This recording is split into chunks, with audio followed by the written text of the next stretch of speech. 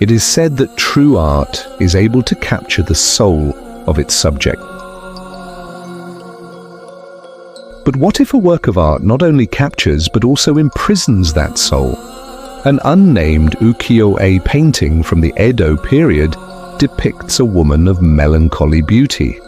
They say she was painted not with ordinary ink, but with her own tears and blood, and now, after hundreds of years of imprisonment, she seeks release through the eyes of anyone who dares to gaze upon her too long. Ever get that spine-chilling vibe from an old painting? Like the eyes are watching you, holding a story inside? For Ryo, an art restoration student, that feeling kicked off a real nightmare. Ryo inherited an old house in a quiet Nagano village and had to sort through the stuff left behind.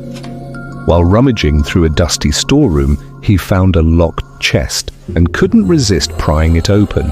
Among the old ruins, a Ukiyo woodblock print caught my eye. It showed a woman with pale skin and long black hair in a simple kimono. Her sad eyes felt like a deep ocean, and the corner had a kanji for emptiness. Ryo grabbed a cool painting for his Tokyo apartment, but when the lights flickered, the woman in it came alive, watching him. What secrets does this forgotten artwork hold? And what's up with the woman's sorrowful eyes? Stick around as we dive into this eerie story. If you liked it, give a thumbs up and subscribe. Ever bought a piece of art or an antique that felt a bit off? This is Ryo's story and how a stunning Ukiyo painting turned his life into a nightmare. Ryo loved art, so when he found an old Ukiyo print at a flea market, he felt an instant vibe. It showed a stunning woman with dark hair, and that night, things got weird. Thirsty and restless, he got up just after midnight. The apartment was quiet, lit by city lights. In the kitchen, he saw a woman with dark hair in the mirror. His heart raced as he spun around, breathless. The hallway was empty, just a silent Ukiyo painting. He glanced in the mirror, muttering, "Just tired, imagination, not enough sleep." Ryo was heading to the kitchen when a chill hit him. He glanced in the mirror and saw his reflection twist into a creepy smile. She was right there. Sunlight poured in the next morning, and Ryo was thrilled about his new Ukiyo until he noticed a cold, dark stain at the bottom. It looked like black ink, but there were no leaks anywhere. Ryo couldn't look away from the wall as a stain dripped down like long hair. It felt like the geisha in the print was spilling her hair on him. Creepy. As night fell, an annoying drip echoed from the wall. Ryo searched the room, frustrated. The roof was dry and the pipes were quiet, but that relentless sound was driving him crazy. He needed answers. Ryo felt scared but curious by the wall. He heard a dripping sound and a whisper. Then he saw the geisha's creepy smile. Tonight, we're diving into an incredible story about Ryo and a Ukiyo painting that's way more than just ink and paper. You'll definitely want to rethink that old artwork on your wall. Ryo's heart raced after seeing that painting. He jumped in the shower, letting the steam fill the bathroom. Splashing warm water on his face felt great as he took a deep breath, hoping for some clarity. On the steamed-up mirror, the kanji for emptiness appeared, drawn by an unseen hand. Panic surged through him, colder than any water, and his breath caught in his throat. The lights flickered and then went out, leaving him in total darkness.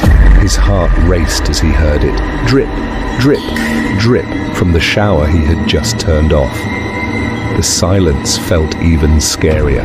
A cold grip wrapped around Ryo's ankle, panic rising as dark goo seeped under the bathroom door, swallowing the tiles.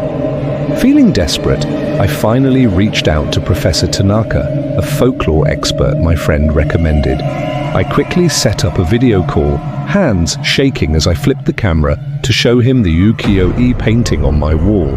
The professor's smile vanished and he went pale. Leaning in, his glasses fogged up. "Where did you get that?" he whispered. I said an antique shop, and dread filled his eyes. Yuriko, a talented artist from the Edo period, had her jealous boyfriend steal her best works. He got famous, dumped her, and left her with nothing. Can you believe that? Grief-stricken and craving revenge, Yuriko poured her heart into a self-portrait, mixing her blood with the paint. Once it was done, she tossed the painting into an old well, her last breath filled with a curse. Her angry spirit is tied to that self-portrait.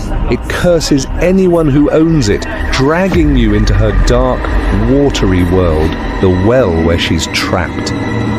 My heart dropped. The reflections and water clicked. How do I stop her? I panicked. The professor's words haunted me. She shows up in reflections and water. Don't let her see you. She wants to switch places. The call ended, and silence fell heavy around me. I knew what I was facing, and that only made it scarier. Every shiny surface, every drop of water felt like a doorway for her, watching and waiting. After hearing Yuriko's story, Ryo felt a fierce resolve. This wasn't art, it was a prison. He ripped the Ukiyo painting off the wall, ready to burn it and let the ashes fly away. Ryo was about to leave when the static cut out and his living room appeared on screen from a strange angle. There he was, back to the TV, clutching that creepy painting tightly. His heart raced as he stared at the screen, shocked to see his own back. Then Yuriko appeared, pale and glowing, her wet black hair clinging to her face. What was going on? Her ghostly figure glided closer on the screen. Time slowed as her icy fingers brushed his shoulder. A chill gripped him. He wasn't alone anymore, and it sent shivers down his spine. Ryo screamed and tossed aside the Ukiyo painting, revealing Yuriko's creepy face. Panic hit him as he rushed to the door, but it wouldn't budge.